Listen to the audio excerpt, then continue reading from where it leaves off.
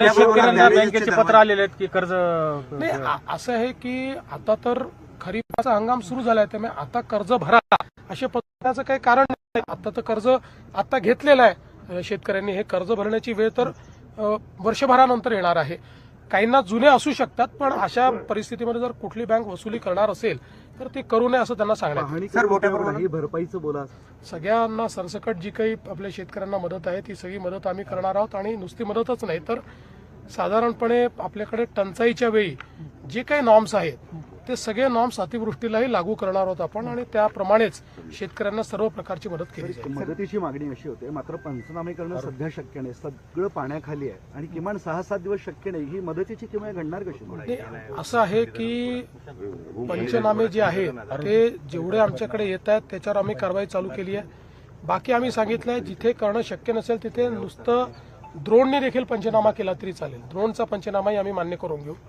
आणि म्हणूनच आपल्याला केवळ आपल्या रेकॉर्डला त्या भागात पाणी गेलं एवढंच आपल्या रेकॉर्डला असलं पाहिजे. त्यामुळे ड्रोनचा पंचनामा देखील आपल्याला मान्य असेल. कोणी मोबाईलवर फोटो काढूनही आपल्याला दिला तरी तो पंचनामा आपण मान्य करू, काही अडचण नाही आहे. त्यामुळे कुठेही, आणि आपण सगळ्यांना यंत्रणेलाही सांगितलंय की यंत्रणेनेही थोडं लिनियंट राहिलं पाहिजे. अशा वेळी खूप नियम सांगणं वगैरे करू नये. जास्तीत जास्त जी काही मदत करता येईल ती करायची.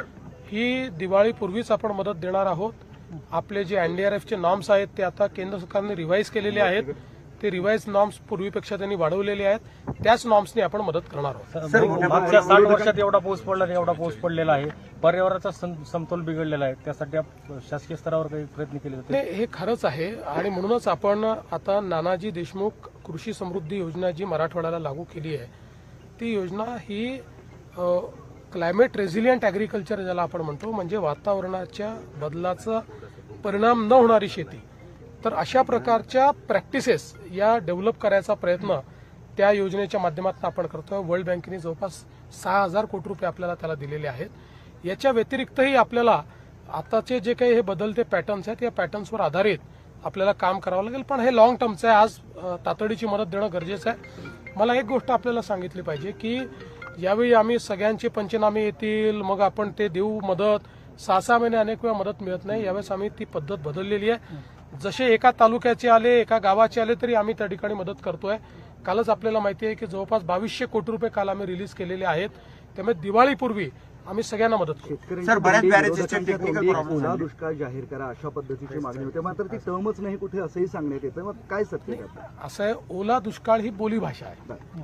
आपल्या एकूण जे काही दुष्काळाचं मॅन्युअल आहे याच्यामध्ये ओला दुष्काळ अशा प्रकारची कुठली व्यवस्था नाही.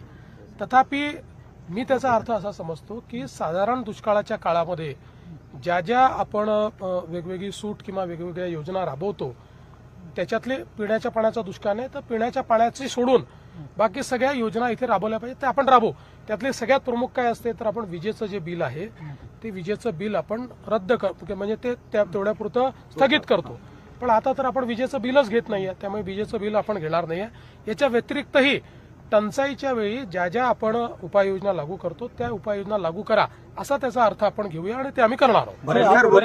इथे मोठ्या प्रमाणात 2 नद्यांचा जो संगम आहे मांजरा आणि तेरणा, त्याच्यामुळे जी काही मांजरा नदी आलेली आहे आणि तेरणा नदी आली आहे यांचा जिथे कॉन्फ्लुएन्स होतो त्या ठिकाणी बॅकवॉटर मोठ्या प्रमाणात जमा होत आहे आणि ते आउटफ्लँक होत आहे.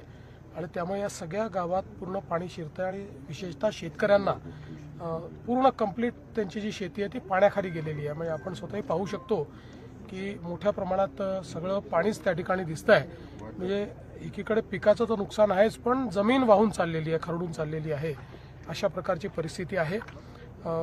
सगळ्या प्रकारची मदत तर सरकारच्या वतीने आम्ही करणारच आहोत, पण आता इथला प्रश्न देखील आम्ही समजून घेतलेला आहे. याच्यामध्ये काही बॅरेजेसचे कामं आपल्याला करावे लागतील, कारण अलीकडच्या काळात आपण पाहतोय की अशा प्रकारचे इव्हेंट्स वाढत आहेत.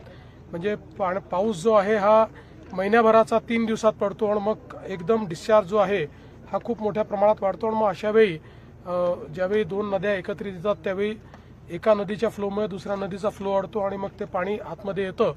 आणि म्हणून त्या ठिकाणी काही बॅरेजेस आता सुचवलेले आहेत आपले संभाजी पाटील निलंगेकरांनी, ते आम्ही तयार करणार आहोत. आणि एक आपल्याला पूर संरक्षक भिंत देखील या भागामध्ये बांधावी लागेल, तरच आपण इथल्या शेतकऱ्यांना आणि गावकऱ्यांना त्या ठिकाणी मदत करू शकू. तर तेही काम आम्ही करणार आहोत. आणि याच्या व्यतिरिक्त जसं मी सकाळी देखील सांगितलं की असं विरोधक म्हणताय. असं आहे की विरोधकांनी तर भरपाई कधी दिली नाही, पण हे पहिलं सरकार आहे की ज्यांनी पाहणीपूर्वी भरपाई दिली. पाहणीपूर्वी 2200 कोटी रुपये रिलीज करून पाहणी करण्याकरता आम्ही आलेलो आहोत. त्यामुळे मला असं वाटतं की शेतकरी ज्यावेळेस आपला दुःखी आहे अशा काळामध्ये निव्वळ राजकारण करायचं हे योग्य नाही आहे. कधीतरी त्यांनी आरशात पाहिलं पाहिजे. त्यांच्याही काळात वेगवेगळ्या वेळी अशा प्रकारची आपत्ती आल्यानंतर ते कसे वागले, त्यांनी काय केलं हे त्यांनी बघितलं पाहिजे. सरकारने जे जास्तीत जास्त शेतकऱ्यांकरता करता येईल ते केलं पाहिजे. सरकारच्या काही मर्यादा असतात, त्या मर्यादेच्या किती बाहेर जाता येईल तेवढं बाहेरही गेलं पाहिजे. ते जाण्याचा प्रयत्न आम्ही करू. सर, मोठ्या प्रमाणात बॅरेजेसचे बरेचसे जे केटीव्हीआर आहेत, बॅरेजेस आहेत, त्याचे दरवाजे उघडले गेले नाही, टेक्निकल प्रॉब्लेम आला, त्यामुळे पाणी मोठ्या प्रमाणात शेतात गेलेलं आहे, नुकसान झालंय शेतकऱ्यांचं. ह्या टेक्निकल विषयावर म्हणजे काय झालंय की आता खूप काही बॅरेजेस खूप जुने झालेले आहेत, त्यामुळे त्याची जी सिस्टीम्स आहेत त्या नीट ऑपरेट होत नाही. त्यामुळे आता याचा एक रिनोव्हेशनचा कार्यक्रम आम्ही हातामध्ये घेऊ, तो नव्याने तयार करू. आणि अशा प्रकारच्या बॅरेजेसमध्ये आता नवीन पद्धतीचे दरवाजे हे आता तयार झालेले आहेत, जे अधिक एफिशियंट आहेत. त्यामुळे त्याचा एक कार्यक्रम आम्ही हातामध्ये घेऊ. असं म्हटलं जातं की मराठवाडा कायम दुष्काळग्रस्त होता, त्यामुळे इथं जर खूप पाऊस किंवा खूप पाणी आलं तर पूर परिस्थिती सांभाळण्याची यंत्रणाच कधी निर्माण झाली नाही आणि त्याचाही फटका बसतोय. नाही, हे खरं आहे. म्हणजे इथे पूर तसा फारसा कोणाला माहिती नाही, पण यावेळेस तो पूर आलेला आहे. पण त्याहीपेक्षा कुठलेही म्हणजे जिथे पूर येतो तिथेही इतका जर पाऊस एकत्रित आला तर त्यावेळी धरणाचं पाणी सुटतं, फ्री कॅचमेंटमध्ये जो पाऊस पडतो त्याचं पाणी, त्यामुळे ते हँडल करणं कठीण आहे. म्हणूनच वातावरणातल्या बदलाचा जो परिणाम आपल्याला पाहायला मिळतो आणि म्हणजे हा दुर्दैवाने पूर्ण भारतामध्ये आपल्याला दिसतोय. म्हणजे आज भारताच्या अन्य राज्यातही तो आपल्याला दिसतोय. त्यामुळे गांभीर्यानेच याच्याकडे बघावं लागेल.